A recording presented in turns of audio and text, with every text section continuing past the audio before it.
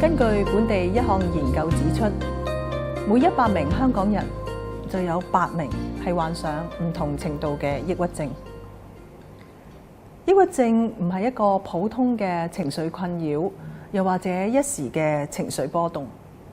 如果我哋唔及時處理嘅話咧，病情係會惡化嘅，唔單止會影響到工作、家庭同生活，嚴重嘅話仲會引致到有自殺念頭，以致到傷害自己或者傷害其他人。喺西醫學嘅角度，抑鬱症係一種腦傳遞物質嘅失調，而一般嘅治療方法咧就係用抗抑鬱藥，令到呢個失調嘅情況得到平衡。但係點解會引致到腦傳遞物質失調呢？係同一個人嘅性格相關，定係話同佢所遭遇到嘅困境，定係話佢以往嘅經歷呢？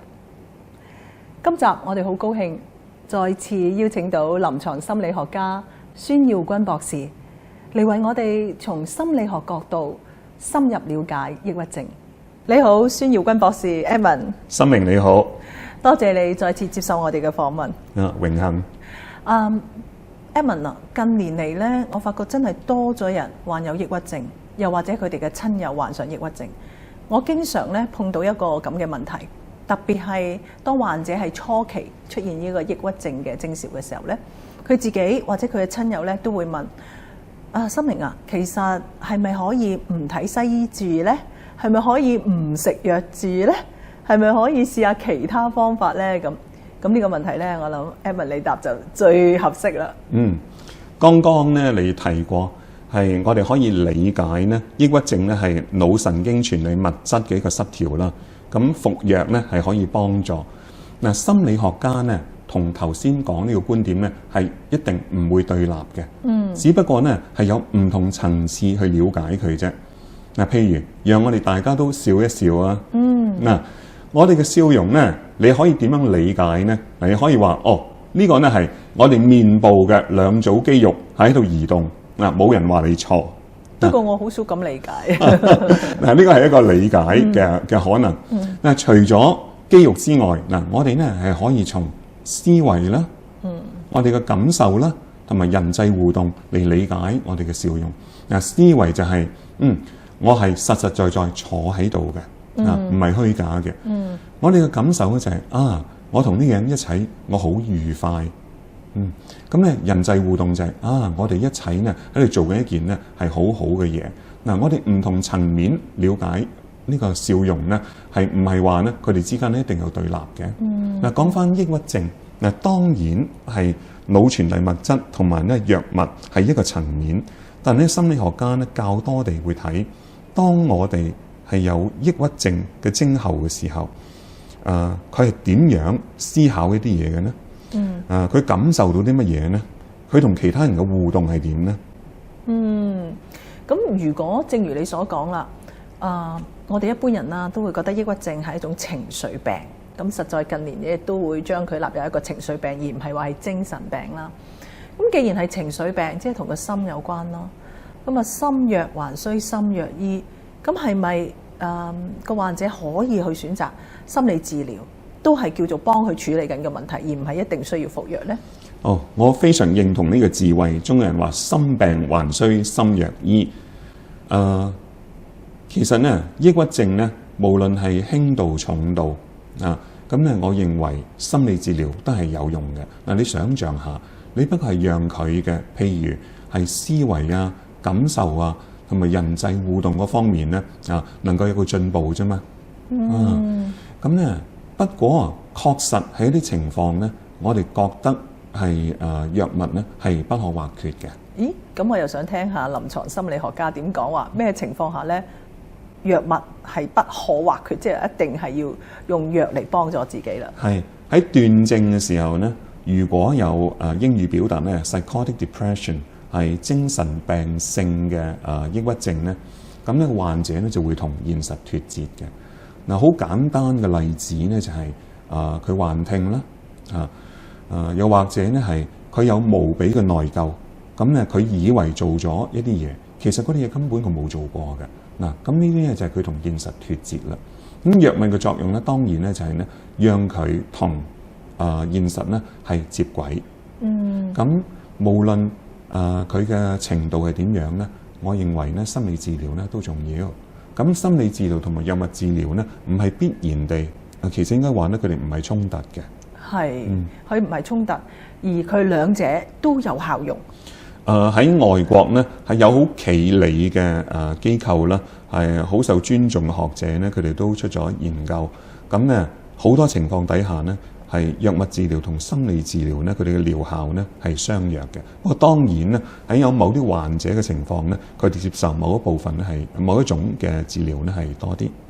咁即係話咧，患有抑鬱症嘅朋友咧，佢可以自己選擇一下邊一種嘅治療方式咧，佢係會接受多啲，或者係合適多啲。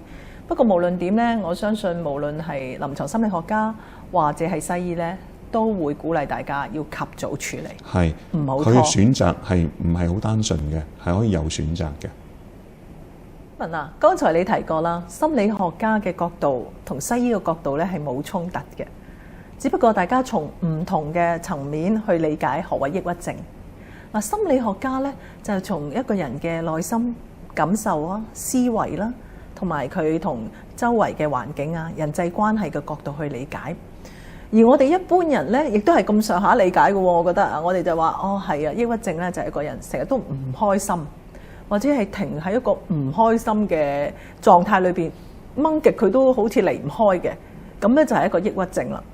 係咪真係咁去理解呢？如果用唔開心嚟形容抑鬱症咧，我相信咧好多人容易理解。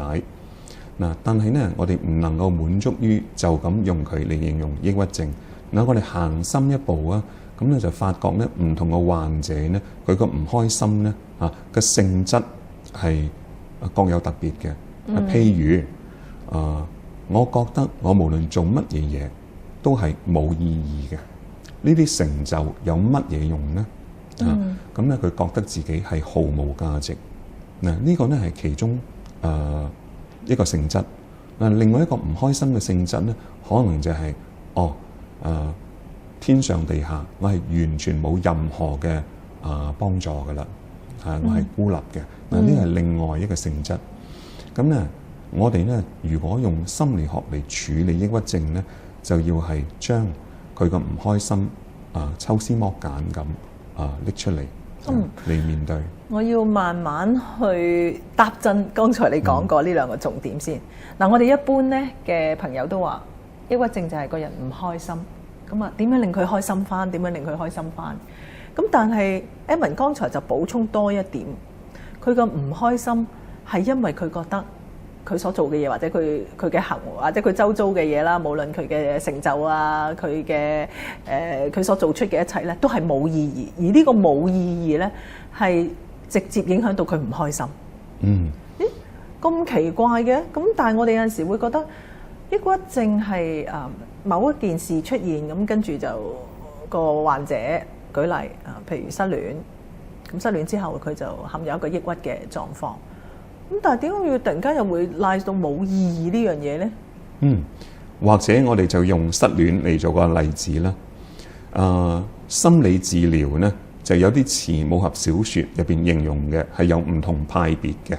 咁咧有幾個主要嘅門派譬如一個好主要嘅門派咧係認知行為治療學派。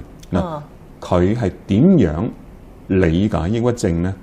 簡單嚟講咧就係我哋抑鬱係因為我哋諗歪咗。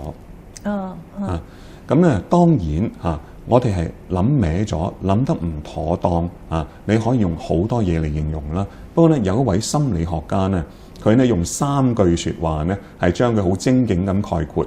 咁我相信咧，大家好容易係記得住嘅。咦，咁啊幾好喎！用3句説話咧，令到我哋咧會即刻諗到或者係明白到認知學派點樣去睇心理呢個抑鬱症。因為認知學派咧都係近年咧認知行為學派即係我哋全名應該係咁樣去稱呼，就係都係好常為咧即係一般嘅心理治療裏邊咧所用嘅方法，就特別係對應呢個抑鬱症嘅。咁有邊3句説話令到我哋容易啲去即刻掌握到咧？係嗰位先生咧，好精警咁概括嗱，就係咧，第一，我嘅情況係極壞，呢個第一句啦。第二句咧就係咧嚇，係周圍完全冇人幫到我嗱，呢個就係第二句啦。第三嚇，直至未來一路都唔會有任何嘅進步，呢個就係第三句啦。嗱，可以話第一，你嘅情況係極差。嗱，第二咧就四面八方冇幫助。第三咧，直至地老天荒咧，都會係咁樣噶啦。即係情況唔會好轉，唔會變嘅啦。係啦，你諗下，完全係360度咧，係包住你嘅，係乜嘢咧？係絕望。嗱，咁如果用頭先提到嘅，譬如係失戀做個例子咧，譬如話，我失去咗佢嘅愛，佢唔理睬我。呢件事咧係全世界、全宇宙咧，冇任何人可以幫到我。只有嗰位對象佢先至可以。如果佢係佢接受翻我先得啦，但係佢唔會啦，佢一定唔會回心轉意噶啦。嗱，咁於是乎咧，四面八方都幫唔到咯。咁咧，然後咧，佢就話俾自己聽，喺過去喺未來都唔會有個更好嘅對象，只有佢嘅啫。咁所以咧，佢就360度咧咁樣係包籠咗佢自己啦。咦？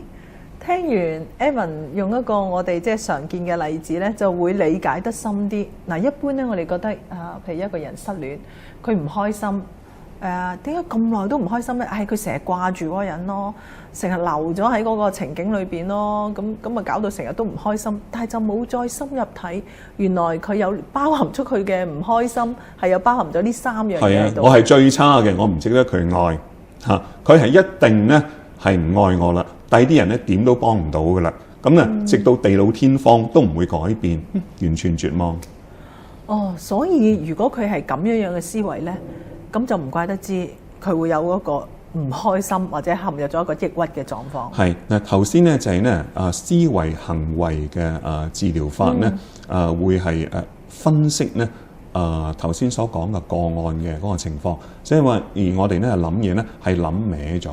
諗得極端咗咧，係咪可以咁樣講？啲嘢諗到實晒話，除咗呢個對象，永遠都唔會揾到個更好噶啦。呢啲咧就係咯，即係好似極端咗，即係大家都知世事無絕對噶嘛咁樣。咁係咪即係個人咧個思想極端啲咧，就可能會陷入呢啲咁嘅負面嘅思想嘅陷阱裏邊？係會係噶。嗱，頭先提及咧係心理治療咧有唔同派別啦。咁認知行為學派咧，頭先係講過啱形容咗啦。咁有啲咧認為咧，我哋嘅人格特質咧係會影響到我哋容易有抑鬱症嘅。係喎。咁我哋一般人都會覺得係喎，佢個人嘅性格咧係執着啲嘅，又或者佢個人嘅性格咧係懦弱啲嘅，抵受唔到打擊，譬如一個生意嘅失敗啊。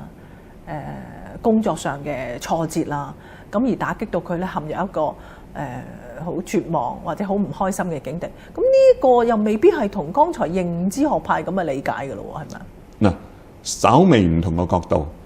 有個咁樣真實嘅故事。有個好聰明嘅小孩子，咁咧佢揸住一塊瓦片，行到呢個井邊，咁咧佢喺度思量。我而家揸住呢塊瓦片，我好定唔好將佢抌入井入邊呢？諗嚟諗去，隻手呢係遞出又收埋。咁隔一陣，佢終於呢就將塊瓦片抌落個井底，咚一聲。咁然後呢，佢返到屋企呢，大喊咗一場。嗱，咁呢，佢自己係冇解釋佢點解會喊，但係我哋可以估下㗎喎。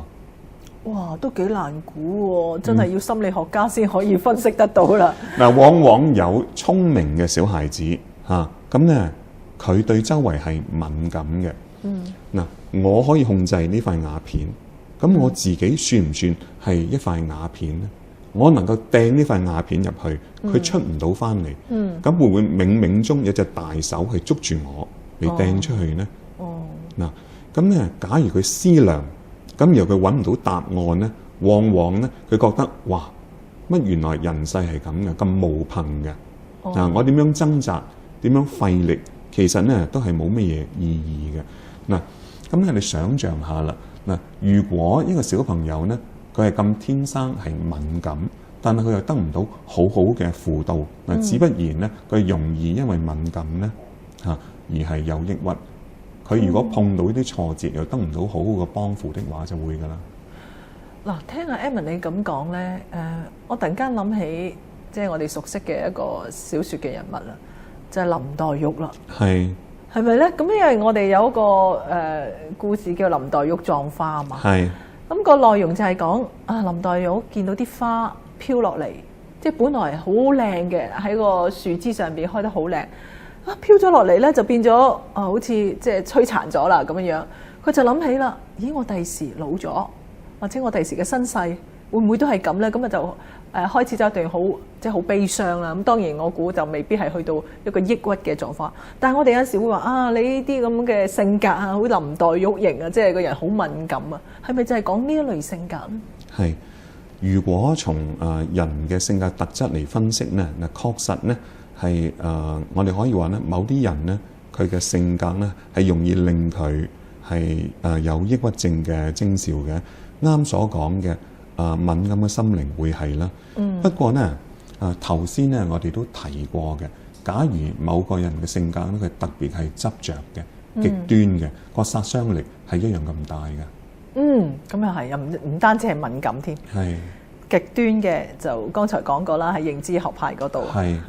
咁啊又如果你話個人咧又係好執着嘅，即係執住一啲嘢唔肯放低嘅，咁亦都會係。咁呢啲都係，如果喺呢個人格嘅特質方面嚟講咧，就歸入去一個性格嘅特質嚟啦。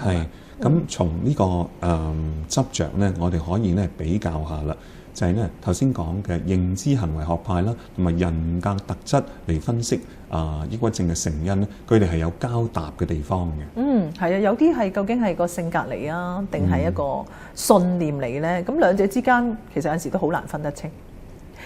喺呢個心理學嘅角度咧，就仲有其他嘅角度嘅喎。我哋下一節翻嚟咧，再請教下 Emma。